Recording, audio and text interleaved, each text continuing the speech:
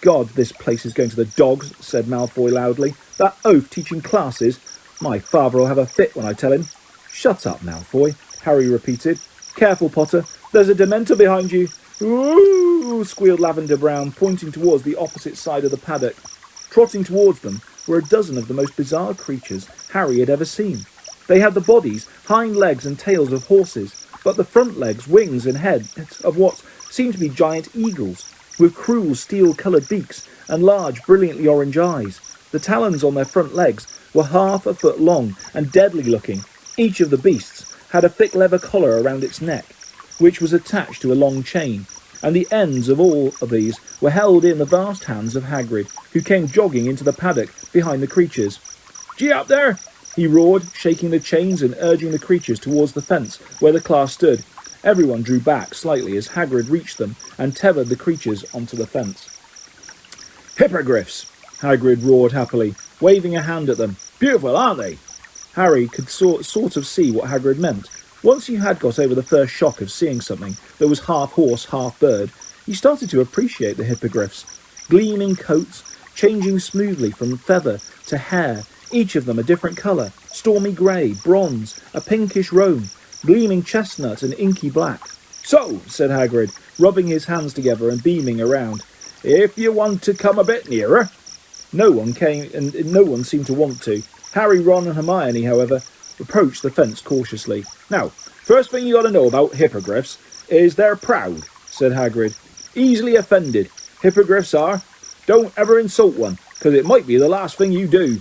Malfoy, Crabbe and Goyle weren't listening. They were talking in an undertone, and Harry had a nasty feeling they were plotting how best to disrupt the lesson. "You always wait for the hippogriff to make the first move," Hagrid continued. "It's polite, see? Yeah, walk towards him, and you bow, and you wait. If he bows back, you're allowed to touch him. If he doesn't bow, then get away from him sharpish, because those talons hurt. Right, who wants to go first?" Most of the class backed away in answer. Even Harry, Ron and Hermione had misgivings. The hippogriffs were tossing their fierce heads and flexing their powerful wings. They didn't seem to like being tethered like this. "No one?" said Hagrid, with a pleading look. "I'll do it," said Harry. There was an intake of breath from behind him, and both Lavender and Parvati whispered, "Oh no, Harry, remember your tea leaves." Harry ignored them. He climbed over the paddock fence. "Good man, Harry," roared Hagrid. "Right then, let's see how you get on with Buckbeak." He untied one of the chains, pulled the grey hippogriff away from the fellows and slipped off his leather collar. The class on the other side of the paddock seemed to be holding its breath. Malfoy's eyes were narrowed maliciously. "Easy now, Harry," said Hagrid quietly. You've got eye contact. Now, try not to blink. Hippogriffs don't trust you if you blink too much." Harry's eyes immediately began to water, but he didn't shut them. Buckbeak had turned his great sharp head and was staring at Harry with one fierce orange eye. "That's it," said Hagrid. "That's it, Harry. Now bow." Harry didn't feel much like exposing the back of his neck to Buckbeak, but he did as he was told. He gave a short bow and then looked up.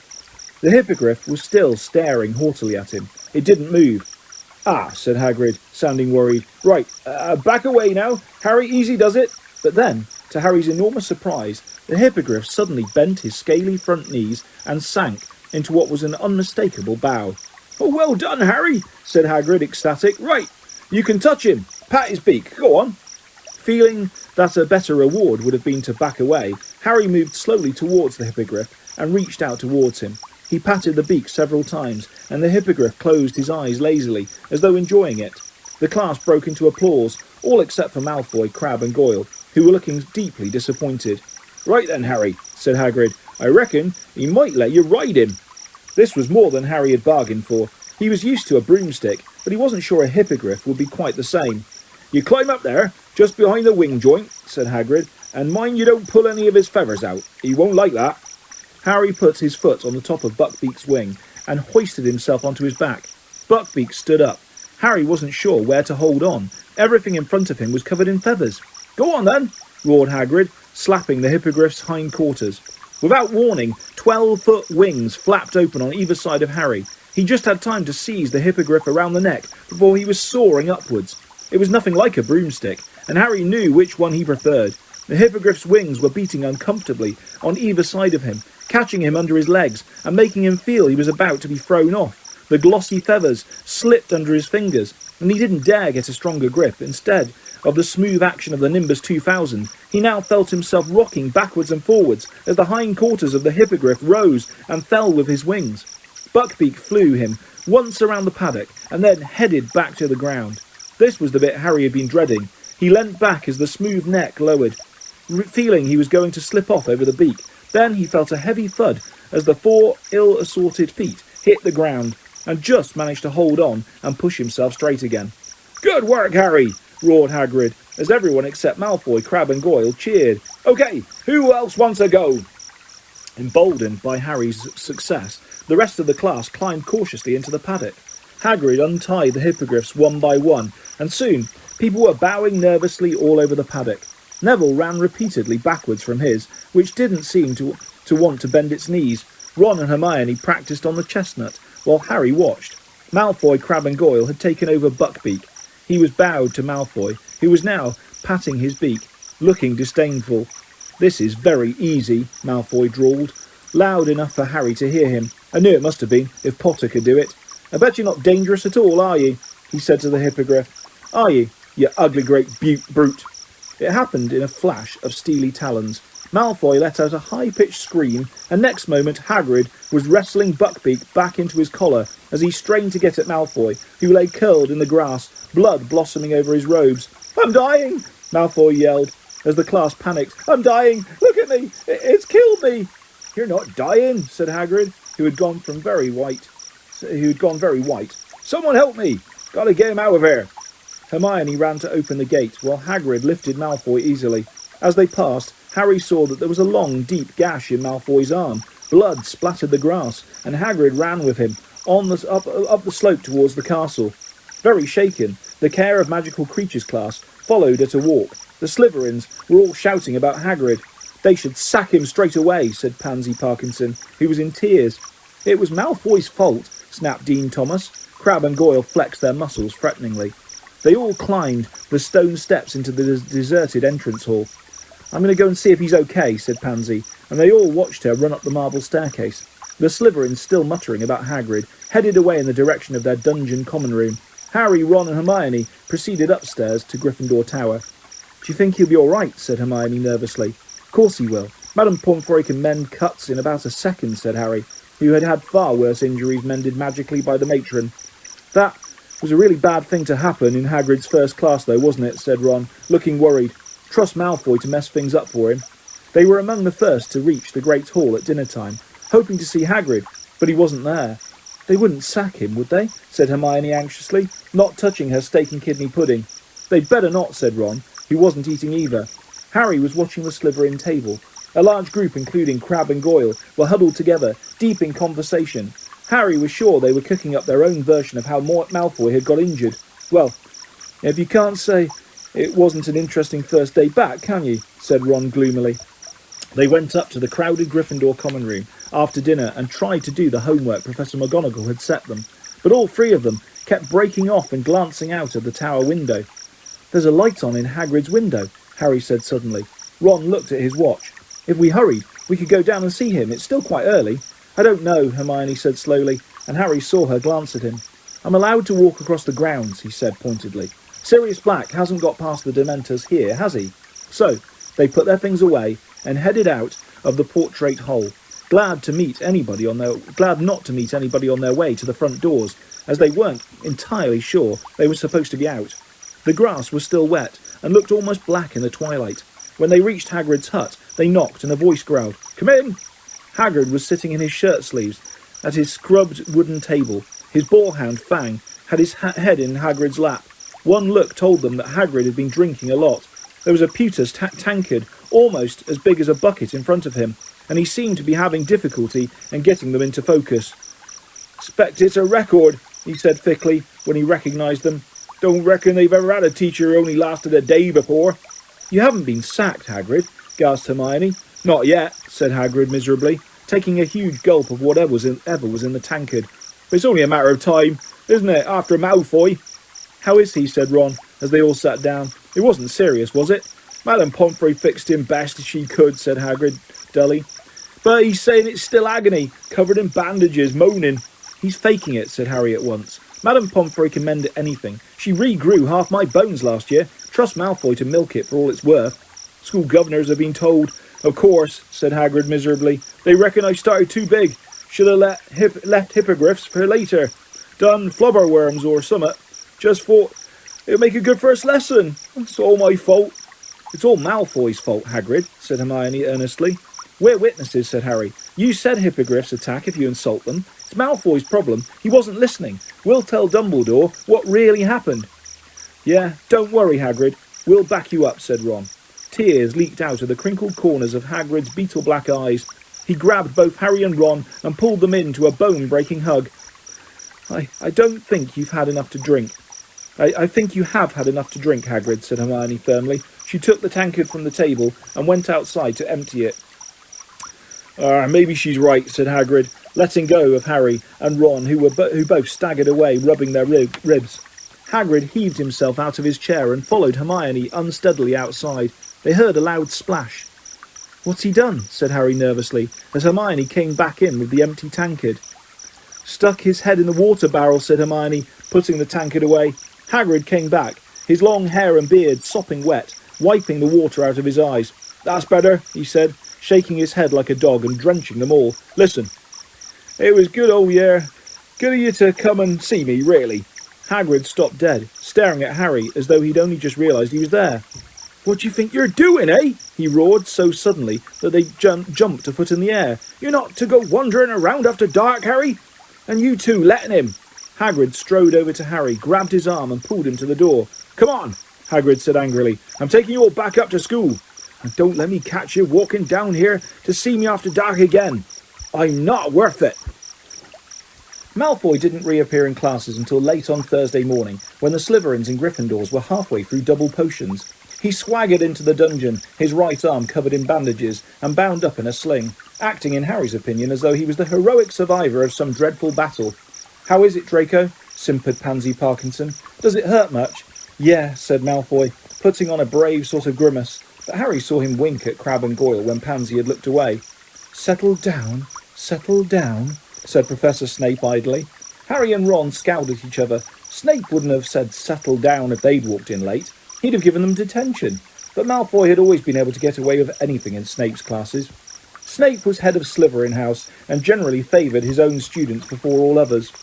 They were making a new potion today, a shrinking solution. Malfoy set up his cauldron right next to Harry and Ron so that they were preparing their ingredients on the same table. Sir, Malfoy called, Sir, I'll need help cutting up these daisy roots because of my arm. Weasley, cut up Malfoy's roots for him, said Snape without looking up. Ron went brick red. There's nothing wrong with your arm, he hissed at Malfoy. Malfoy smirked across the table. Weasley, you heard Professor Snape.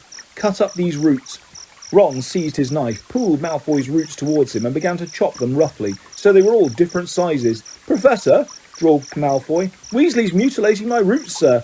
Snape approached their table, stared down his hooked nose at the roots, then gave Ron an unpleasant smile from beneath his long, greasy black hair. Change roots with Malfoy, Weasley. But sir, Ron had spent the last quarter of an hour carefully shredding his own roots into exactly equal pieces. Now, said Snape in the most dangerous voice. Ron shoved his own beautifully cut roots across the table at Malfoy and then took up the knife again. And sir, I'll need this shrivelfig skinned, said Malfoy, his voice full of malicious laughter. Potter, you can skin Malfoy's shrivelfig, said Snape, giving Harry the look of loathing he always reserved just for him. Harry took Malfoy's shrivelfig as Ron set about trying to repair the damage to the roots he now had to use. Harry skinned the shrivelfig as fast as he could and flung it back across the table at Malfoy without speaking. Malfoy was smirking more broadly than ever. Seen your pal Hagrid lately? He asked them quietly. None of your business, said Ron jerkily, without looking up. I'm afraid he won't be a teacher much longer, said Malfoy, in a tone of mock sorrow. Father's not very happy about my injury. Keep talking, Malfoy, and I'll give you a real injury, snarled Ron. He's complained to the school governors and to the Ministry of Magic. Father's got a lot of influence, you know. And a lasting injury like this, he gave a huge fake sigh. Oh, who knows if my arm will ever be the same again? So that's why you're putting it on, said Harry, accidentally beheading a dead caterpillar because his hand was shaking in anger. To try and get Hagrid sacked? Well, said Malfoy, lowering his voice to a whisper, partly, Potter, but there are other benefits too. Weasley, slice my caterpillars for me. A few cauldrons away, Neville was in trouble. Neville regularly went to pieces in potions lessons. It was his worst subject, and his great fear of Professor Snape made things 10 times worse. His potion, which was supposed to be a bright acid green, had turned orange, Longbottom, said Snape, ladling some up and allowing it to splash back into the cauldron so that everyone could see. Orange. Tell me, boy, does anything penetrate that thick skull of yours? Didn't you hear me say quite clearly that only one rat spleen was needed? Didn't I state plainly that a dash of leech juice would suffice? What do I have to do to make you understand, Longbottom? Neville was pink and trembling. He looked as though he was on the verge of tears. Please, sir, said Hermione, please, I could help Neville put it right. I don't remember asking you to show off, Miss Granger, said Snape coldly, and Hermione went as pink as Neville. Longbottom, at the end of this lesson, we will feed a few drops of this potion to your toad and see what happens. Perhaps that will encourage you to do it properly. Snape moved away, leaving Neville breathless with fear. Help me, he moaned to Hermione. Hey, Harry, said Seamus Finnegan, leaning over to borrow Harry's brass scales. Have you heard? Daily Prophet has this morning. They reckon Sirius Black's been sighted.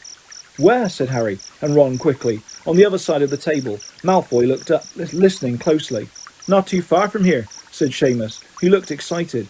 It was a muggle who saw him. Of course, she didn't really understand. The muggles think he's just an ordinary criminal, don't they? So, she phoned the telephone hotline. By the time the Ministry of Magic got there, he was gone. Not too far from here, Ron repeated, looking significantly at Harry. He turned around and saw Malfoy watching closely. What, Malfoy? Need something else skinning? But Malfoy's eyes were shining malevolently, and they were fixed on Harry. He leant across the table. Thinking of trying to catch Black single-handed, Potter? Yeah, that's right, said Harry offhandedly. Malfoy's thin mouth was curved into a mean smile. Of course, if it was me, he said quietly, I'd have done something before now. I wouldn't be staying in school like a good boy. I'd be out there looking for him. What are you talking about, Malfoy? Said Ron roughly. Don't you know, Potter? Breathed Malfoy, his pale eyes narrowed. Know what? Malfoy let out a low, sneering laugh. Maybe you'd rather not risk your neck, he said. Want to leave it to the Dementors, do you? But if it was me, I'd want revenge. I'd hunt him down myself. What are you talking about? Said Harry angrily. But at that moment, Snape called. You should have finished adding your ingredients by now. This potion needs to stew before it can be drunk. Clear away while it simmers, and then we'll test Longbottoms. Crabbe and Goyle laughed openly, watching Neville sweat as he stirred his potion feverishly. Hermione was muttering instructions to him out of the corner of her mouth so that Snape wouldn't see. Harry and Ron packed away their unused ingredients and went to wash their hands and ladles in the stone basin in the corner.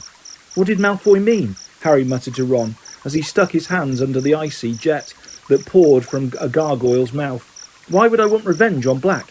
He hasn't done anything to me. Yet. He's making it up, said Ron savagely. He's trying to make you do something stupid. The end of the lesson in sight, Snape strode over to Neville, who was cowering by his cauldron. Everyone gather round, said Snape, his black eyes glittering, and watch what happens to Longbottom's toad. If he has managed to produce a shrinking solution, it will shrink to a tadpole. If, as I don't doubt, he has done it wrong, his toad is likely to be poisoned. The Gryffindors watched fearfully. The Slytherins looked excited. Snape picked up Trevor the toad in his left hand and dipped a small spoon into Neville's potion, which was now green. He trickled a few drops down Trevor's throat. There was a moment of hushed silence in which Trevor gulped. Then there was a small pop, and Trevor the tadpole was wriggling in Snape's palm. The Gryffindors burst into applause. Snape, looking sour, pulled a small bottle from the back pocket of his robe, poured a few drops on top of Trevor, and he reappeared suddenly, fully grown. 5 points from Gryffindor, said Snape, which wiped the smiles from every face. I told you not to help him, Miss Granger. Class dismissed. Harry, Ron and Hermione climbed the steps to the entrance hall.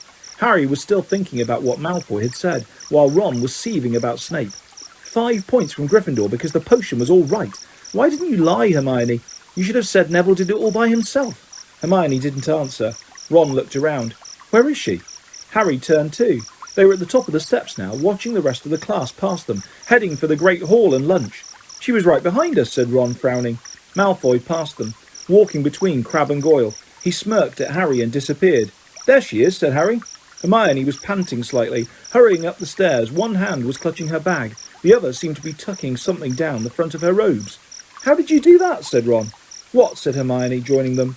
"One minute you were right behind us. The next moment you were back at the bottom of the stairs again." "What?" Hermione looked slightly confused. "Oh, I had to go back for something." "Oh no." A seam had split on Hermione's bag. Harry wasn't surprised. He could see that it was crammed with at least a dozen large and heavy books. "Why are you carrying all those around with you?" Ron asked her. "You know how many subjects I'm taking," said Hermione breathlessly. "Couldn't hold these for me, could you?" "But—" Ron was turning over the books she had handed him, looking at the covers. "You haven't got any of these subjects today. It's only Defence Against the Dark Arts this afternoon." Oh, yes," said Hermione vaguely, but she packed all the books back into the bag just the same. "I hope there's something good for lunch. I'm starving," she added, and she marched off towards the Great Hall. "Do you get the feeling Hermione's not telling us something?" Ron asked Harry. Professor Lupin wasn't there when they arrived at the first Defence Against the Dark Arts lesson. They all sat down, took out their books, quills and parchment, and were talking when he finally entered the room.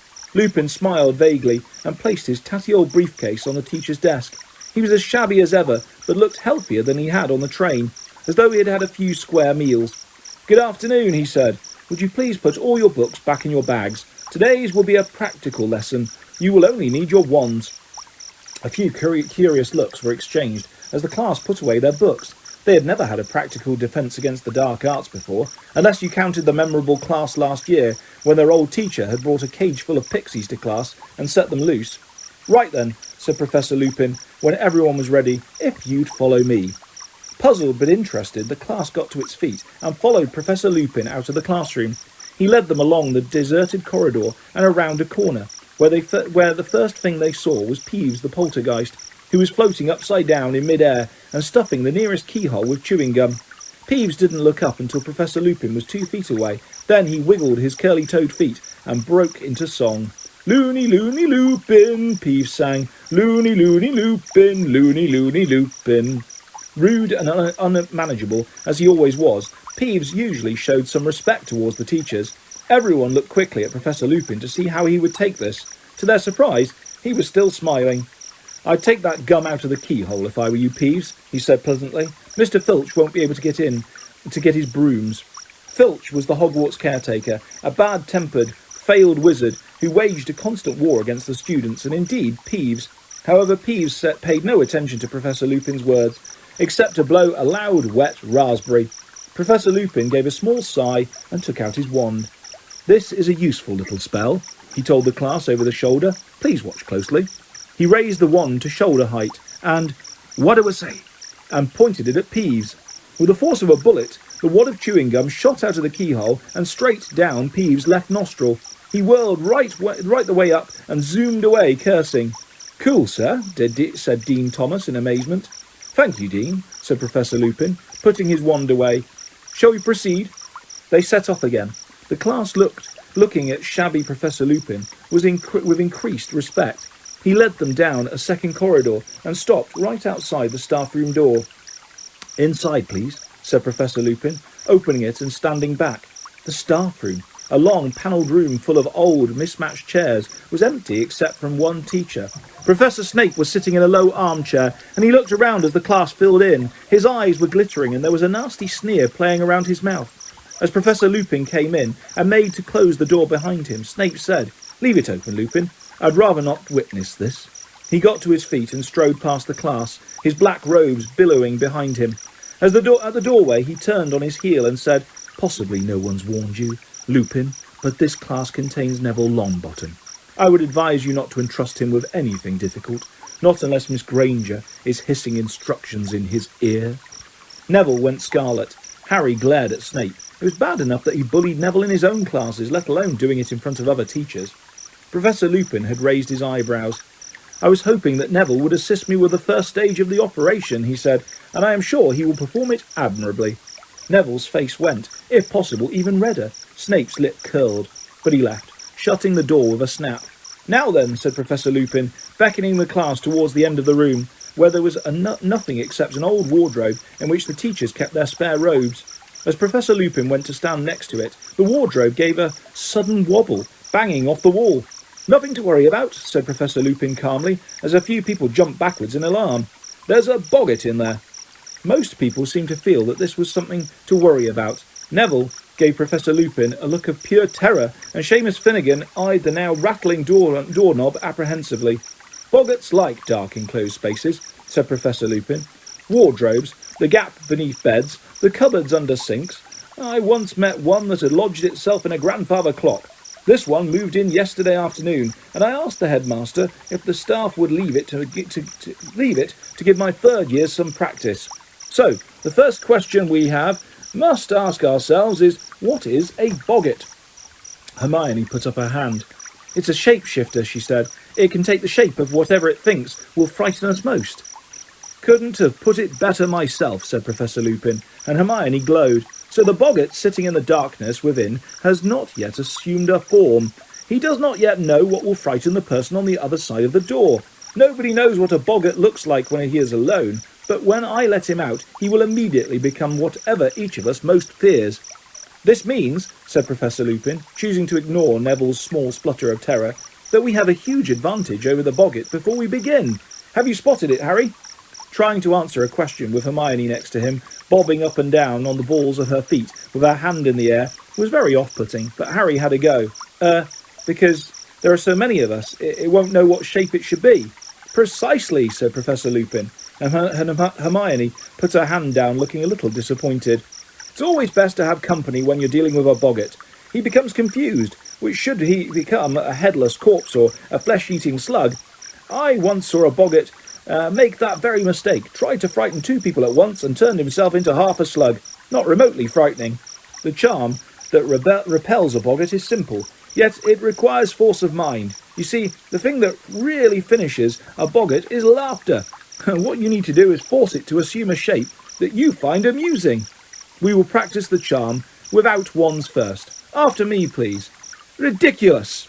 "Ridiculous," said the class together. "Good," said Professor Lupin. "Very good. But that was the easy part, I'm afraid. You see, the word alone is not enough. And this is where you come in, Neville."